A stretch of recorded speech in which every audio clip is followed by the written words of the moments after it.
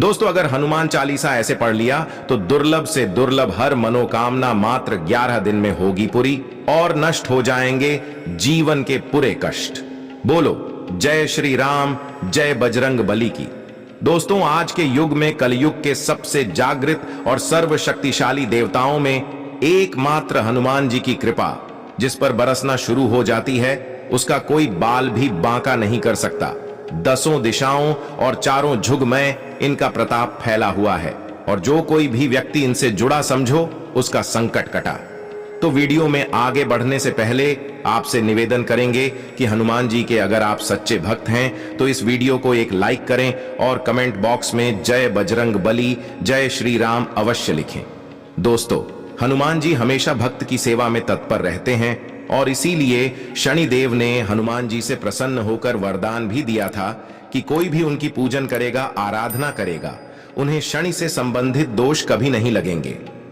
चंद्रमा को हनुमान जी ने शनिदेव से बचाया था तो वह चंद्रशेखर कहलाए और एक बार राम जप में बाधा डालने के कारण शनिदेव को हनुमान जी ने अपनी पूंछ में लपेट लिया था और अपना राम कार्य करने लग गए थे। और इस दौरान ही शनिदेव को कई चोटें भी आई थीं। बाद में जब हनुमान जी को याद आया तो उन्होंने शनिदेव को मुक्त किया और तब शनिदेव को अपनी भूल का एहसास हुआ और उन्होंने कहा कि आज के बाद मैं राम कार्य और आपके भक्तों के कार्य में कभी बाधा नहीं डालूंगा। एक बार हनुमान जी ने शनिदेव को रावण की कैद से भी मुक्त कराया था और तब भी शनिदेव ने भगवान हनुमान जी को वचन दिया था कि मैं आपके किसी भी भक्तों पर अपनी कृपा सदा बनाए रखूंगा। विशेष रूप से जब मंगलवार की बात आती है तो हनुमान जी को समर्पित दिन होता है और इस दिन भक्त हनुमान जी की पूजा अर्चना करते हैं, उपवास रखते हैं। विधि विधान से हनुमान जी की पूजा करने से विशेष फल की प्राप्ति होती है। मंगलवार का दिन हनुमान जी को लाल रंग का चोला भी चढ़ाना चाहिए। चोला चढ़ाना यानी जो लाल रंग का सिंदूर होता है उसमें चमेली का तेल डाल करके आपको हनुमान जी के सारे शरीर पर लेप करना चाहिए और मंगलवार के दिन व्रत रखकर सिंदूर से जो भी मनुष्य हनुमान जी की पूजा करता है, हनुमान चालीसा का पाठ करता है, उसके सभी मंगल दोष सब समाप्त होते हैं। चाहे कुंडली में अगर मांगलिक दोष भी लगा हुआ है तो वह भी शांत होता है। दोस्तों, इसके अलावा लाल वस्त्र में मसूर की दाल, रक्त चंदन, रक्त पुष्प, मिष्टान द्रव्य आदि लपेटकर नदी में प्रवाहित करने से भी मंगल का अमंगल दूर होता है। बताने की जरूरत ही नहीं कि हनुमान चालीसा का पाठ करने से मनुष्य के सभी दुख दूर होते हैं, सभी मनोकामनाएं पूर्ण होती हैं। इसलिए हर मनुष्य को प्रतिदिन हनुमान चालीसा जरूर पढ़ना चाहिए। लेकिन हनुमान जी की पूजा के कुछ नियम है जिनका घर पर पालन नहीं किया जाए तो गलती के कारण कृपा के स्थान पर दंड भी मिल सकता है, क्योंकि बहुत नियम वाले पर्सन हैं और ध्यान रखना चाहिए। इसलिए कि हनुमान जी की पूजा जब भी करें या हनुमान चालीसा नियमित रूप से रोज करते हैं तो थोड़ी सावधानियां बरतनी चाहिए। ये एक तो आपको हो सके तो मंगलवार के दिन हनुमान जी के मंदिर जाकर के हनुमान चालीसा करें और 5 शनिवार हनुमान जी को चोला चढ़ा। आइए, अगर आपके जीवन में शनि दोष लगा, शनि की कुदृष्टि है, कोई भी बहुत सारी कठिनाइयों और यह बाधाएं आ रही हैं तो आपको यह काम जरूर करना चाहिए और वहीं बैठ करके आपको हनुमान चालीसा का पाठ करना चाहिए। इससे आपके जीवन में आपको शनि दोष से मुक्ति मिलती है। दोस्तों, जो भी मनुष्य मंगलवार हो या शनिवार हो, इस दिन पीपल के पेड़ के सामने भी हनुमान चालीसा का पाठ करता है तो कहा जाता है कि तुलसीदास जी ने अपनी जेल से हनुमान चालीसा गाया था, जहां उन्होंने 40 दिन तक रखा गया था और उन्होंने 40 चौपायों का पाठ किया था। और अगर आप भी सच्चे दिल से हनुमान जी के भक्त हैं, कड़ी से कड़ी मुसीबत आपके जीवन में है, 40 चौपाइयों का पाठ करना आपको बहुत बहुत फायदेमंद करेगा। प्रतिदिन जप करेंगे, बहुत लाभ मिलेगा और आपको अद्भुत शक्तियां भी प्रदान करते हैं और सरल भाषा में लिखा होने के कारण आप इसे आसानी से पढ़ सकते हैं और खास नियम की आवश्यकता नहीं है। लेकिन अगर हनुमान चालीसा ऐसे पूरे नियम से पढ़ लिया तो दुर्लभ से दुर्लभ हर मनोकामना मात्र 11 दिन में होगी पूरी। दोस्तों, हनुमान चालीसा का पाठ शुरू करने के पहले हनुमान जी के माथे पर आपको सिंदूर का टीका जरूर लगाना चाहिए। फिर उनके चरणों में थोड़ा सिंदूर चढ़ाकर उसी को अपने माथे पर लगाना चाहिए। कम से कम 3 बार से लेकर के 108 बार तक चालीसा का पाठ किया जा सकता है। और फिर जो जल आपने रखा है उसका मैं विशेष उपाय बता रहा हूं।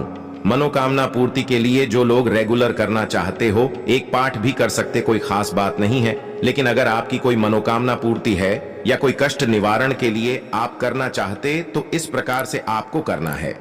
और पाठ के उपरांत जो जल आपने रखा है उस जल को प्रसाद की तरह ग्रहण करना चाहिए और नियमित रूप से ध्यान रखना है। दोस्तों, कोशिश करें कि चालीसा में इसे आप चाहे तो किसी भी एक पंक्ति का चुनाव अपनी आवश्यकता के अनुसार कर सकते हैं। और नित्य प्रातः तुलसी की माला पर मंत्र की तरह 3 से लेकर 11 माला का आप कर सकते हैं। और जितने समय तक यह प्रयोग किए जाते हैं, खान पान हो, आचरण की शुद्धता हो, इन पर आपको ध्यान देना चाहिए। और बिना श्री राम जी की पूजा के हनुमान जी की पूजा नहीं करनी चाहिए। आज हम बात कर रहे हैं कि हनुमान चालीसा के फायदे तो हम जानते हैं, बताने की और जरूरत नहीं है विस्तार में। लेकिन कौन सी सावधानियां हैं जो हमें रखनी चाहिए, एक तो हमेशा जब नियमित पूजा के लिए बता रही हूं, फिर से बता देती हूं। वह जो लोग बड़ी बड़ी तकलीफ में कर रहे हैं, कहीं भी खड़े होकर कहा जाता है, बाथरूम में भी आप चाहे तो स्मरण कर सकते हैं हनुमान चालीसा। अगर आपको बेहद डर लग रहा है या कोई परेशानी है, इसमें दोष नहीं है। लेकिन जो विशेष रूप से रोज नियमित रूप से हनुमान चालीसा करते हैं, उन्हें नियमित रूप से करना चाहिए। एक हमेशा ध्यान रखना, स्नान के बाद करना चाहिए। बिना स्नान किए, बिना अपने शरीर को साफ किए हनुमान चालीसा का महत्व चला जाता है। बिना स्नान के पूजा पर ना बैठें और ना ही अपने पूजा स्थल को गंदा रखें और ना ही वहां बैठ करके आपको हनुमान चालीसा करना चाहिए। खुद भी स्वस्थ और साफ कपड़े पहने और भगवान को भी साफ अधिक करके, पूजा स्थल को साफ करके आपको हनुमान जी की पूजा में बैठना चाहिए। काले या सफेद रंग के वस्त्र धारण ना करें। ऐसा करने पर पूजा का नकारात्मक प्रभाव पड़ता है। हनुमान जी को लाल रंग प्रिय होता है। हो सके उनकी पूजा में लाल हो लाल ना हो तो पीले केसरिया यह कलर के वस्त्र पहन सकते हैं। और जो भी पूजा करने बैठेंगे तो खाली जमीन पर नहीं बैठना, इस बात का ध्यान रखें। हमेशा कुशा का आसन ले लें या किसी अन्य आसन पर बैठकर ही आपको हनुमान चालीसा करना चाहिए। कुछ लोग क्या करते हैं कि हनुमान जी की पूजा में चरणामृत चढ़ाते हैं। ध्यान रख लें, और हनुमान जी की पूजा में पंचामृत चढ़ाया जा सकता, लेकिन चरणामृत नहीं होता है, इसलिए ध्यान रखें। चरणामृत का प्रयोग न करें। खंडित मूर्ति हो, टूटी फूटी मूर्ति या फोटो हो जिसकी फोटो फट गई हो, ऐसे हनुमान जी की आपको पूजन नहीं करना चाहिए।